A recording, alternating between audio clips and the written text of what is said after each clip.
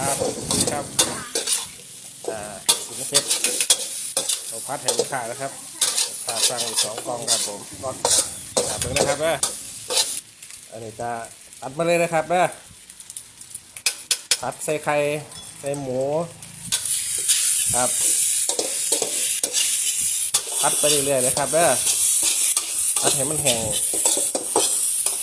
เป็นสีน่ากินใส่ซอสปรุงรสนี่ปรุงไว้เรียบร้อยครับไม่ต้องปรุงยากครับตักทีเดียวเลยครับ